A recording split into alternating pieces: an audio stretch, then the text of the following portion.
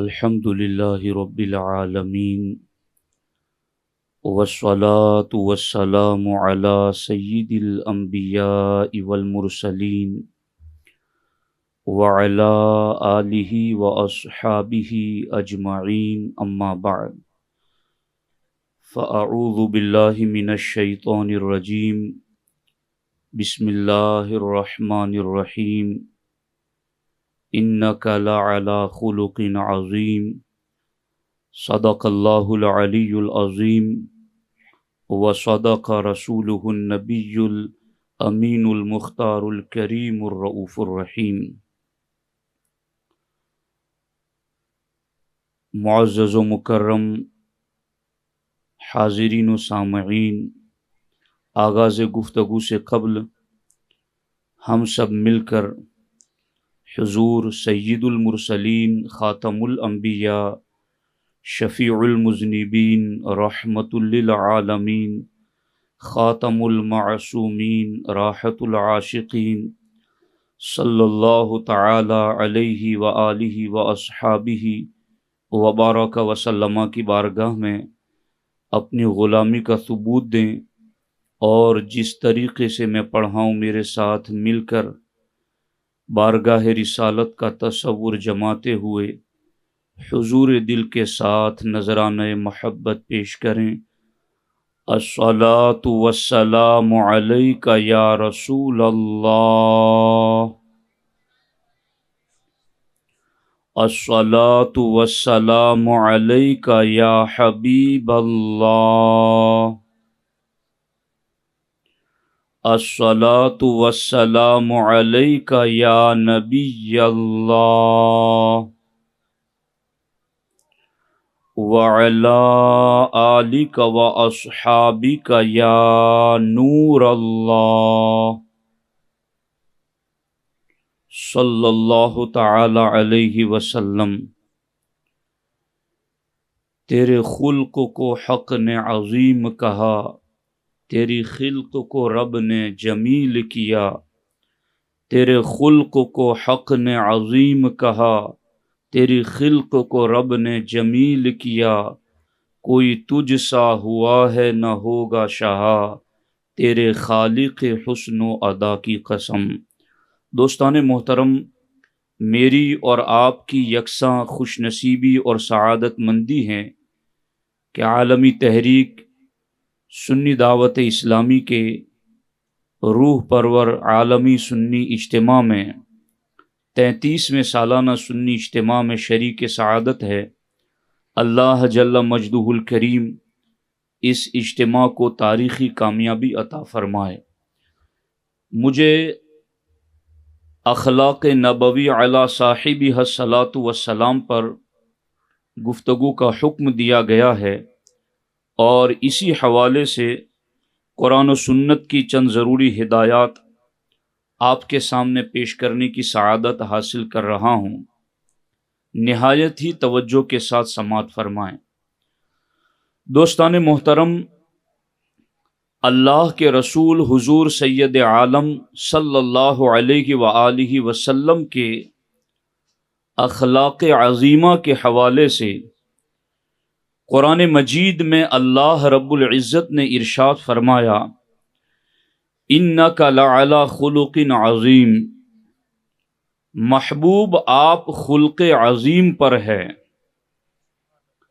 اس وقت پوری دنیا کے اندر اسلام کو سمجھانا اور اسلام کی تعلیمات لوگوں تک پہنچانا اس حیثیت سے بہت آسان ہے کہ ہم اپنے آپ کو اخلاق نبوی کا آئینہ دار بنائیں۔ ہم اپنے وجود سے اللہ کے رسول صلی اللہ علیہ وآلہ وسلم کے اخلاق دنیا کے سامنے پیش کریں، مگر اس کے لیے سب سے پہلے ہمیں یہ سمجھنے کی ضرورت ہے کہ حضور کے اخلاق کی عظمت کیا ہے، اور پھر حضور نے ان اخلاق کو کیسے برتا ہے اور امت تک کیسے پہنچایا ہے، کن کن معاملات میں ہمیں کہاں کہاں حضور کے اخلاق سے ہدایت اور رہنمائی لینی ہے، اگر آپ توجہ کریں گے تو کچھ گوشے سمجھ سکیں گے۔ اور میں یہ سمجھتا ہوں کہ اس وقت جس وقت میں آپ سے مخاطب ہوں، جتنے بھی یہاں بیٹھے ہیں 100% حصول علم کا سچا اور صحیح اور پختہ جذبہ موجود ہے کہ بھوک کی شدت بھی ہے اور کڑی دھوپ بھی ہے، مگر اس کے باوجود بھی، اور پھر بمبئی کے خوشنما نظارے بھی ہیں، اس کے باوجود اس پنڈال میں بیٹھ کر کے بسکون و اطمینان آپ متوجہ ہیں، تو میرا اپنا دل خود اس بات کی گواہی دے رہا ہے کہ یقیناً یہ عشاقان رسول تعلیمات نبویہ حاصل کرنے ہی کے لیے یہاں تشریف لائے ہوئے ہیں۔ تو اب سنیں توجہ کے ساتھ، سرکار کے اخلاق کیا ہے۔ اس آیت مبارکہ میں خلق عظیم 2 لفظ آئے ہیں، حالانکہ 3 لفظ ہیں۔ علا بھی قابل توجہ ہیں، اور خلق کا لفظ بھی قابل توجہ ہیں، اور عظیم کا لفظ بھی قابل توجہ ہیں۔ خلق کسے کہتے ہیں؟ حضرت سیدنا حجت الاسلام امام غزالی رضی اللہ تعالی عنہ خلق کی تفسیر کرتے ہوئے اور اس کی تفسیر کرتے ہوئے بتاتے ہیں کہ خلق کسے کہتے ہیں۔ فرماتے ہیں الخلق عبارۃ عن ہیئۃ فی النفس راسخۃ تصدر عنہا الافعال بسہولۃ ویسر من غیر حاجۃ الی فکر ورویۃ۔ امام غزالی رضی اللہ تعالی عنہ نے خلق یعنی اخلاق کی جو تعریف کی ہیں وہ اتنی جامع تعریف ہیں کہ اسے سمجھنے سے ہی بہت سارے پردے اٹھنے لگتے ہیں۔ امام غزالی فرماتے ہیں خلق کہتے ہیں دل کے اندر، باطن کے اندر، روح کے اندر اتری ہوئی جمی ہوئی اس کیفیت کو کہ جس کیفیت کے دل میں جمنے کی وجہ سے تصدر عنہا الافعال بسہولۃ ویسر، کہ دل میں اس کیفیت کے راسخ ہو جانے کی وجہ سے تمام اچھے افعال نہایت آسانی اور سہولت سے صادر ہونے لگتے ہیں۔ من غیر حاجت الی فکر و رویۃ، اور اچھے افعال کے صادر ہونے میں پھر کسی سوچ بچار اور غور و فکر کی حاجت نہیں ہوتی۔ یعنی ایک بندے کے سامنے جب سچ اور جھوٹ کا معاملہ آئے، غیبت چگلخوری کا معاملہ آئے، حلال حرام کا معاملہ آئے، عزت اور توہین کا معاملہ آئے، کسی انسان کے سامنے اس کی زندگی میں صحیح غلط کے 2 پہلو آئے تو اس کو غور کرنا پڑے کہ صحیح کیا ہے اور پھر اس پر عمل کرنا ہے، سچ کیا ہے پھر اس پر عمل کرنا ہے، حق کیا ہے پھر اس پر عمل کرنا ہے۔ امام غزالی کی تعریف کی روشنی میں جسے غور و فکر اور سوچ بچار کرنا پڑے اسے بھی اخلاق نہیں کہتے۔ فرماتے گئے بغیر سوچ بچار کے، بغیر غور و فکر کے، بغیر کسی تردد اور شک کے فطری طور پر انسان کے باطن میں جو کیفیت ہے وہ کیفیت ہی ایسی ہو اور وہ اتنی جمی ہوئی ہو، اتنی راسخ ہو کہ اس کی ذات سے افعال اچھے یوں صادر ہو کہ آسانی ہو، نرمی ہو، بغیر کسی تردد کے اس کی ذات سے اچھے افعال یوں صادر ہو جیسے اس کی طبیعت ہی میں یہ سارے اخلاق ہے۔ امام غزالی فرماتے ہیں قرآن میں موجود خلق عظیم میں خلق کا یہ مطلب ہے۔ یعنی کیا مطلب؟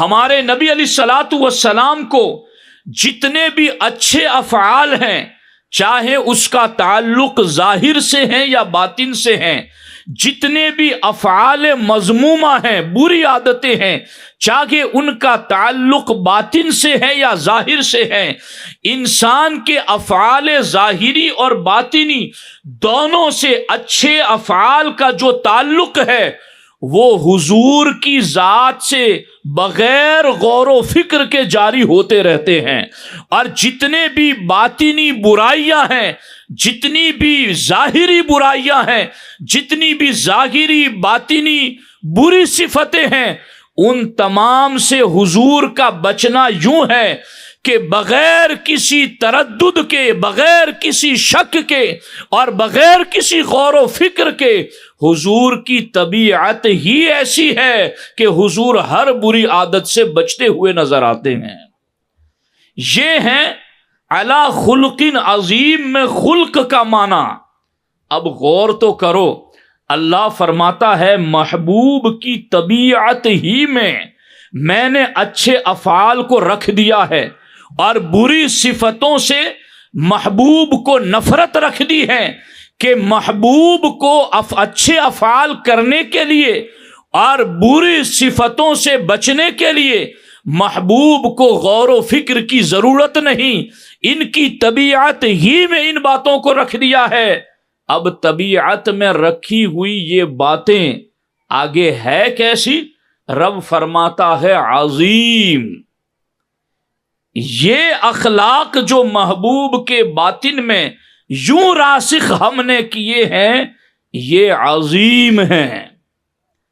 میں اور آپ کسی کو صاحب عظمت کہیں تو اس کا درجہ ہم اور آپ ناپ سکتے ہیں کہ یہ فلاں علم میں یا فلاں فن میں باعظمت ہے، لیکن رب جسے عظیم فرما دیں، قرآن کے پارے جس کے عظیم اخلاق کی گواہ ہو جائے، تو پھر سمجھا جا سکتا ہے کہ صرف اخلاق کی تعریف ہی میں محبوب کے کمالات کے ان گنت درجات ہے، مگر عظیم کے لفظ نے ان اخلاق کو ان بلندیوں تک پہنچا دیا جہاں انسانی عقل پہنچنے سے قاصر ہے۔ اب اس اخلاق عظیم کو جو محبوب کو دیا ہے، جانتے ہو وہ کیسے دیا ہے؟ علی خلق عظیم۔ عربی گرامر کے اعتبار سے یہاں جو علی کا لفظ ہے یہ استعلاء، تغلب اور غلبہ اور قابو پانے کے معنی میں ہے، یعنی محبوب خلق کا یہ معنی ہے اور عظیم کا یہ معنی ہے، اور اب اس خلق عظیم کا محبوب ہم نے آپ کو مالک بنا دیا ہے۔ یعنی یہ نہیں کہ جیسے مجھے اور آپ کو یہ کہا گیا کہ یہ سچائی ہے اور یہ اچھی صفت ہے، تم سچ بولو، یہ جھوٹ، یہ بری عادت ہے اور اس کی یہ نحوست ہے، تم اس سے بچو۔ ہمیں اچھی عادتیں گنوا کر اس پر عمل کرنے کا حکم دیا گیا کہ یہ اچھی عادتیں ہیں، ان پر عمل کرو۔ بری عادتیں گنوا کر بتایا گیا ہمیں کہ یہ بری عادتیں، ان سے بچو۔ مگر محبوب کی شان یہ ہے، محبوب کو اخلاق کا پابند نہیں کیا بلکہ اخلاق کو محبوب کا پابند کر دیا۔ محبوب جو آپ کریں وہی اخلاق ہے، محبوب آپ جو کہیں وہی اخلاق ہے، محبوب آپ جو برتے وہی اخلاق ہے۔ یہ ہے معنی محبوب، ہم نے آپ کو خلق عظیم کا مالک بنا دیا۔ اسی لیے تو میرے اور آپ کے امام کہتے ہیں تیرے خلق کو حق نے عظیم کہا، تیری خلق کو رب نے جمیل کیا۔ اور جب یہ عظیم اور یہ جمیل، خلق اخلاق اور خلق مانے پیدائش، خلق کو عظیم کہا اور خلق یعنی پیدائش کو جمیل کیا، اب نتیجہ یہ نکلا کہ تیرے خلق کو حق نے عظیم کہا، تیری خلق کو رب نے جمیل کیا۔ کوئی تجھ سا ہوا ہے نہ ہوگا شہا، تیرے خالق حسن و ادا کی قسم۔ اب غور کریں، یہ سرکار کا اخلاق، توجہ کریں ادھر، میں کچھ بات آپ کو سمجھانا چاہتا ہوں۔ ایسے عظیم ترین اخلاق کا حضور کو مالک بنایا، اب حضور صرف مالک بن کر ان اخلاق کو اپنی ذات تک محدود نہیں رکھا، بلکہ آگے سرکار نے فرمایا بعثت لأتمم مکارم الاخلاق، بعثت لأتمم حسن الاخلاق۔ سرکار فرماتے ہیں اخلاق کی بلندیاں جتنی بھی ہیں میں ان تمام بلندیوں کو مکمل کرنے کے لیے آیا ہوں۔ اخلاق کا جتنا بھی حسن ہے میں اس حسن کو مکمل کرنے کے لیے آیا ہوں۔ سرکار کو مالک بھی بنایا اخلاق جمیلہ عظیمہ کا، اور پھر محبوب علیہ السلام نے ان اخلاق کو آگے امت تک بھی پہنچایا۔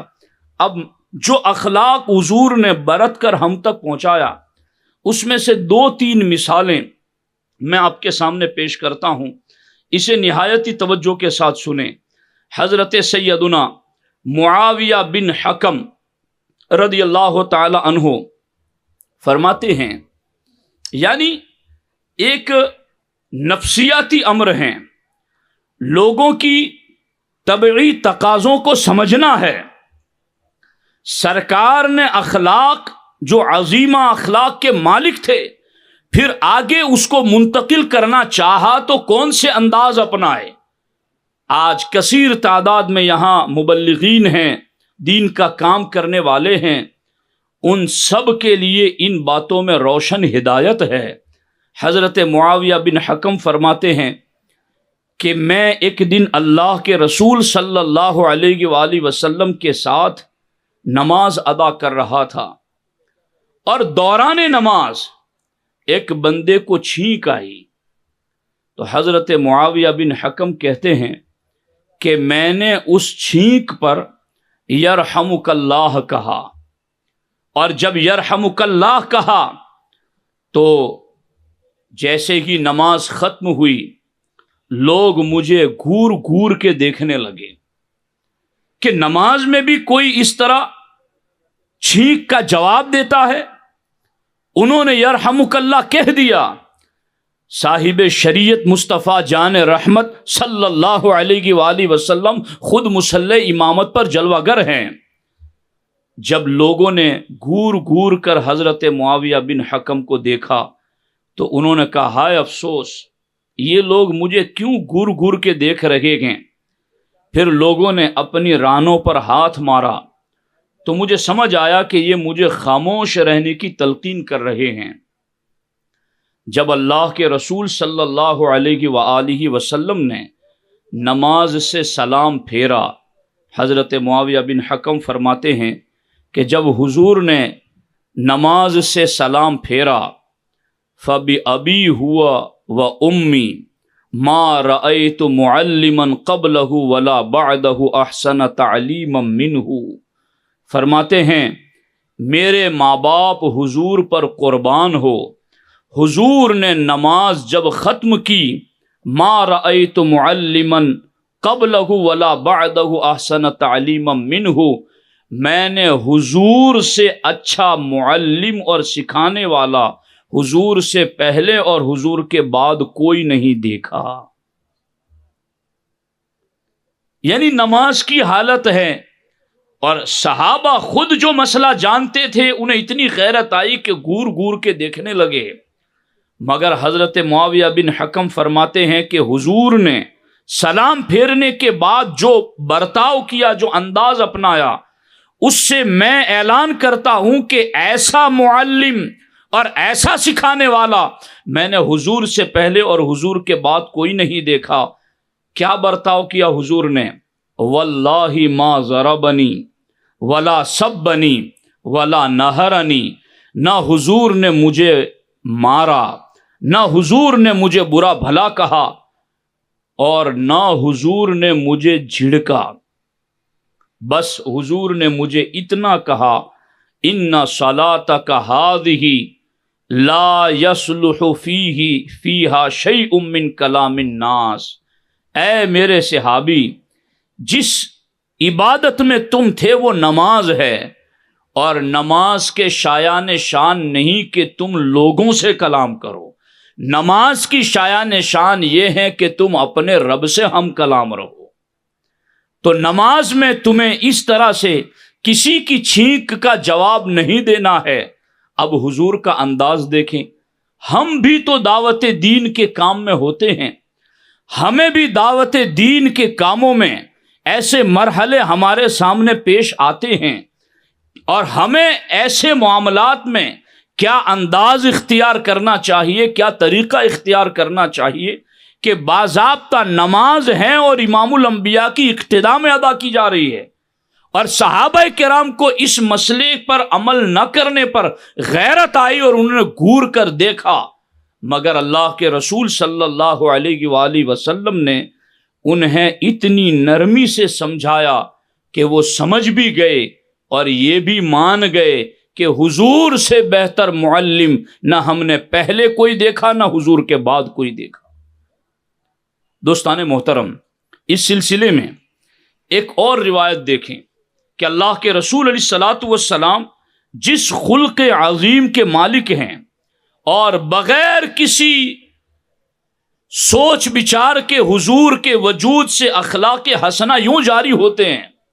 ایک نوجوان بارگاہ رسالت میں حاضر آیا اور عرض کرنے لگا، حضور مجھے زنا کرنے کی اجازت دیجیے۔ اب ہمارا معاشرہ چاہے کتنا ہی خراب کیوں نہ ہو گیا ہو، مگر آج بھی کوئی جوان آ کر کسی عالم اور کسی مبلغ کے سامنے یہ لفظ نہیں بولتا، بلکہ اگر کوئی ایسے گناہ میں مبتلا ہوتا ہے تو عالم دین یا کسی داعی دین کو دیکھ کر شرمندہ ہو جاتا ہے، راستہ بدل لیتا ہے، ملنے سے اس کو حیا آتی ہے۔ اب حضور جانے کائنات سید المعصومین خاتم المعصومین صلی اللہ علیہ وآلہ وسلم بنفس نفیس تشریف فرمائے، اور سرکار کے سامنے آ کر انہوں نے یہ بات کر دی۔